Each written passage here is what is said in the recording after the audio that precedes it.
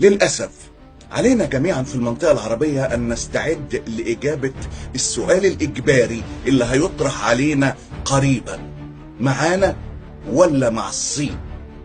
السؤال ده كنت متخيل ان لسه قدامه شويتين، لكن تسريع وتيرة الامريكان عن طريق ترامب كانت اسرع مما كنت اتخيل. لو تتذكروا ترامب في اغسطس 2025 كان قال جملة خطيرة جدا، قال لك: العالم يستعد لحدث كبير قوي، العالم سيفهم حينها، لكن لن يستطيع احد ايقاف اي شيء. سؤال معانا ولا مع الصين مش هيكون بالهمبكة ومعاك يا ترامب واحنا مع امريكا والكلام ده، لا، الاجابة هتكون عسكريا وبالسلاح ومخابراتيا، والاهم اغلاق المنافذ على الصين. الحكاية مش هيكون فيها خيارات، لا تجارة ولا سيارات ولا اي شيء هيكون مع الصين.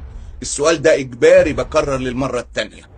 في اهم 5 منافذ لتجارة واذرع الصين: مضيق هرمز وباب المندب وقناة بنما وقناة السويس وجرينلاند.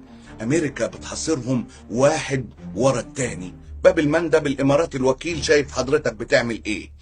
ترامب سبق في بنما واجبر الحكومة انها تفسخ عقودها مع الشركات الصينية وتسيطر شركات الشحن الامريكية، وهي اللي تدور المينا بالعصاية والهراوة. بيدور على جرينلاند، مضيق هرمز وقناة السويس. حضرتك لازم يكونوا معاه بأسرع مما تتخيل. السؤال إجباري وهنجاوبه بسرعة شديدة جدا، وللأسف محتاجين نربط الأحزمة. الله غني.